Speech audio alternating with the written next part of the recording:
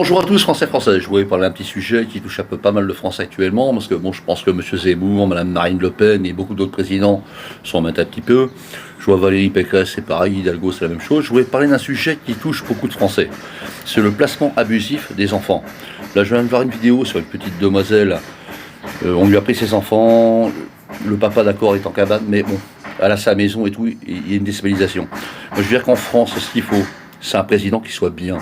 Quelqu'un qui est bien avec le monde, quelqu'un qui aide les Français, comme par exemple pour le contrôle technique. Le contrôle technique, on lui dit que c'est pour notre sécurité. Pourquoi l'État français ne fait pas quelque chose, il pourrait très bien payer une contribution pour que les voitures roulent dans la sécurité. Alors qu'il y a beaucoup de Français, ils s'en vont au travail en serrant les fesses. Ils ont peur d'avoir un contrôle parce qu'ils n'ont pas pu changer la pneumatique, parce qu'ils n'ont pas pu faire ci, faire ça, ou même pour n'importe quoi. Et ça, c'est pas normal, parce qu'en fin de compte, on vous dit que c'est pour votre sécurité, et vous serrez les fesses comme vous ne pouvez pas faire. Bon. Au niveau des placements abusifs, je veux bien croire que l'État, ils empochent de l'argent. Voilà. Ça, c'est un sujet, ça embête tout le monde. Il y a des gamines qui sont dans les foyers, elles sont violées, il y a plein de choses qui se passent. On se demande si on n'a pas un truc au niveau d'un truc de pédophilie française. Parce qu'on prend des enfants alors qu'ils sont bien chez eux, il n'y a pas de problème, ils pourraient très bien faire avec des éducateurs un suivi, mais non, plutôt que ça, on prend les gamins et on laisse les jeunes femmes de 26, 27 ans, comme ça, toutes seules, dans les labeurs. Après, on s'étonne qu'il y a suicide. C'est comme là, M. Macron, là, qui habite plein de monde, là, voilà, il donne de l'argent à tout le monde maintenant, alors que pendant les Gilets jaunes, plutôt que de voir des gens perdre à l'œil, de voir des handicapés se faire crever le fauteuil, de voir des grands-mères tirées par les cheveux, des femmes tirées par les cheveux, je suis désolé. C'est-à-dire que maintenant qu'il ouvre le portefeuille, cette espèce de connard. C'est ça qu'on peut appeler un président? Moi, ça me fout hors de moi.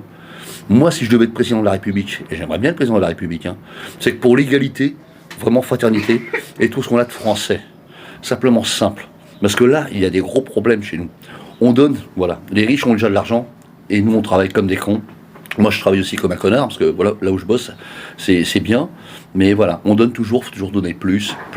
Loyer, gaz, électricité, gasoil. On n'arrête pas de nous ponctionner. Donc voilà. Et là-dessus, ce que je voudrais dire, parce que ça dure que 3 minutes sur TikTok, votez Barrot, votez pour quelque chose de beau. Moi, j'aimerais bien me présenter, et croyez qu'avec moi, je suis un ancien marin de l'île-dieu, mais croyez-moi que les choses changeraient, et que tout le monde aurait sa part, et qu'il n'y aurait pas de soucis. Pensez à ça, surtout pensez à ça. Pensez pas à tous ces crétins qui nous font la logique depuis des années et des années, ils n'arrêtent pas de nous bouffer du pognon sur le dos, et ils en ont rien à foutre. Déjà, un président qui s'occupe des placements abusifs, c'est un sujet très important. Et le reste, vous inquiétez pas, je m'occuperai de chaque cas personnel avec une équipe pour les cas personnels. Donc voilà, moi je vous dis, votez Barrot, votez pour un monde plus beau. Salut.